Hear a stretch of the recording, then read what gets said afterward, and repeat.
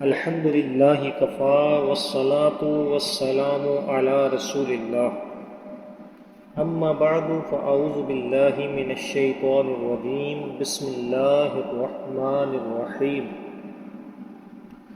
سورہ ناس مکی ہے، یعنی ہجرت سے قبل اس کا نزول ہوا۔ اس میں 1 رکوع اور 6 آیات ہیں۔ ترتیب کے اعتبار سے اس کا نمبر 114 اور نزول کے اعتبار سے اس کا نمبر 21 ہے۔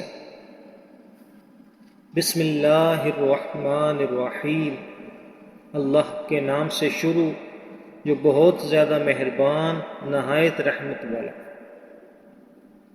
قل اعوذ برب الناس، اے محبوب آپ فرما دیجئے میں تمام لوگوں کے رب کی پناہ لیتا ہوں۔ اللہ تعالیٰ ساری مخلوق کا رب ہے، مگر چونکہ انسان اشرف المخلوقات ہے اس لیے ان کا خصوصیت کے ساتھ ذکر فرمایا۔ اس سے انسان کی عظمت و شرافت بھی معلوم ہوئی کہ بطور خاص اللہ تعالیٰ نے اپنی ربوبیت کی نسبت انسان کی طرف فرمائی۔ علماء نے یہاں پہ یہ نقطہ بھی بیان فرمایا ہے کہ اس صورت میں 5 مرتبہ لفظ ناس آیا ہے۔ اس میں حکمت یہ ہے کہ چونکہ انسان بچپن میں صرف پرورش ہی پاتا ہے، اس لیے سب سے پہلے رب الناس یعنی ربوبیت والی صفت کا ذکر فرمایا۔ جبکہ انسان جوانی میں مست ہو کر بے راہ ہو جاتا ہے، اس وقت اس پر قانونی گرفت کی ضرورت ہے، اس لیے یہاں مالک الناس یعنی لوگوں کا بادشاہ فرمایا۔ اور چونکہ انسان بڑھاپے میں عبادت میں مشغول ہو جاتا ہے، اس لیے تیسری جگہ اللہ تعالیٰ کی صفت الوہیت اور معبودیت کا ذکر فرمایا، یعنی الہ الناس۔ اور چوتھی جگہ الناس سے صالحین مراد ہو سکتے ہیں کہ شیطان عموماً انہیں ہی وسوسوں کے ذریعے عبادت سے ہٹانے کی کوشش کرتا ہے۔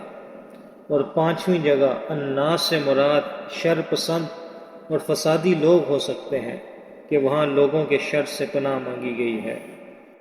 مالک الناس تمام لوگوں کا بادشاہ، یعنی ان کے کاموں کی تدبیر فرمانے والا ہے، اور سب کا حقیقی حاکم و مالک کہ دنیا میں کسی کو حکومت و ملکیت ملے تو وہ اللہ تعالیٰ کی عطا سے ہی ملتی ہے۔ الہ الناس تمام لوگوں کا معبود، معبود ہونا اس کے ساتھ خاص ہے، اور سارے لوگوں کا حقیقی معبود اللہ عز و جل ہی ہے۔ من شر الوسواس الخناس، بار بار وسوسے ڈالنے والے، چھپ جانے والے کی شر سے۔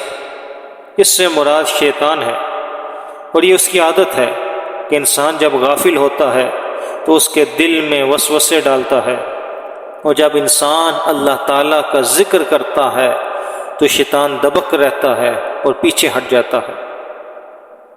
یہاں پہ یہ بات بھی ذہن نشین کریں کہ برے خیال کو وسوسہ کہا جاتا ہے، جبکہ اچھے خیالات کو الہام کہا جاتا ہے۔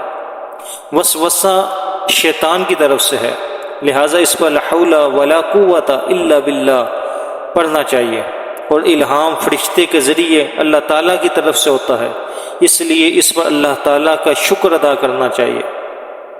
نفس امارہ کے غلبے میں وسوسے زیادہ ہوتے ہیں، جبکہ نفس مطمئنہ کے غلبے میں الہام زیادہ۔ شیطان ہمارا ایسا دشمن ہے جو ہمیں نظر نہیں آتا، یعنی وہ ہمیں دیکھتا ہے اور ہم اسے نہیں دیکھتے، لہٰذا اس طاقت والے رب عز و جل کی پناہ مانگنی چاہیے جو اس سے دیکھتا ہے اور وہ رب کو نہیں دیکھتا۔ قوی دشمن سے قوی رب عز و جل کی پناہ مانگنی چاہیے۔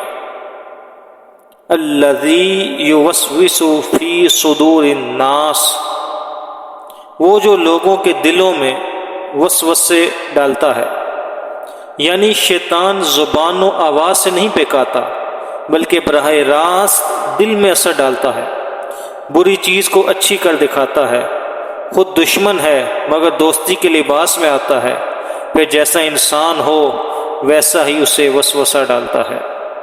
من الجنۃ والناس، جنوں اور انسانوں میں سے۔ یہاں وسوسے ڈالنے والے شیاطین کا ذکر ہے۔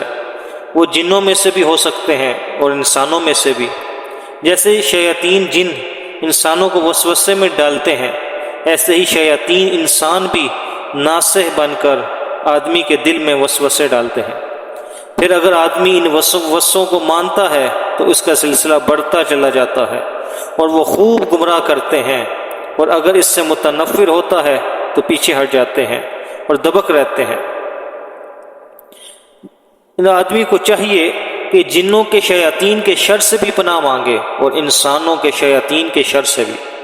اس سلسلے میں حضرت سیدہ عائشہ صدیقہ رضی اللہ تعالی عنہ سے ایک روایت ہے۔ آپ فرماتی ہیں کہ نبی پاک صاحب الاولاق صلی اللہ تعالی علیہ وآلہ وسلم رات کے وقت جب بستر مبارک پر تشریف لاتے تو اپنے دونوں دستے مبارک جمع فرما کر ان میں دم کرتے اور سورہ قل ھو اللہ احد اور قل اعوذ برب الفلق اور قل اعوذ برب الناس پڑھ کر اپنے مبارک ہاتھوں کو سر مبارک سے لے کر تمام جسم اقدس پر پھیرتے جہاں تک دست مبارک پہنچ سکتے۔ یہ عمل 3 مرتبہ فرماتے ہیں۔ اور دوسری روایت حضرت سیدنا عبداللہ بن حبیب رضی اللہ تعالیٰ عنہ سے ہے۔ آپ فرماتے ہیں کہ ہم پر ہلکی بارش ہوئی اور اس وقت اندھیرا چھایا ہوا تھا، اور ہم نبی کریم رؤوف الرحیم صلی اللہ علیہ وسلم کا انتظار کر رہے تھے تاکہ وہ آ کر ہمیں نماز پڑھائیں۔ پھر حضور جان عالم صلی اللہ علیہ وسلم ہمیں نماز پڑھانے کے لیے تشریف لائے اور ارشاد فرمایا پڑھو۔ میں نے عرض کی یا رسول اللہ کیا پڑھوں؟ ارشاد فرمایا صبح و شام 3 بار قل ھو اللہ احد، قل اعوذ برب الفلق اور قل اعوذ برب الناس پڑھو۔ ان کی تلاوت کرنا تمہیں ہر برائی سے محفوظ رکھے گا۔ تو ان 2 حدیث مبارکہ سے معلوم ہوا کہ انسانوں کے شیاطین اور جنوں کے شیاطین کے شر سے بچنے کے لیے یہ وظیفہ نہایت ہی کارآمد ہے کہ 3 بار سورہ اخلاص، سورہ فلق اور سورہ ناس صبح و شام پڑھ کر ہم اپنے اوپر دم کر لیں، انشاءاللہ العزیز ہم شیاطین کے شر سے محفوظ رہیں گے۔ یہاں پر سورہ ناس کا درس ختم ہوا۔ دعا ہے خالق کائنات جل وعلا ہمیں قرآن کے نور سے منور و مجلی فرمائے۔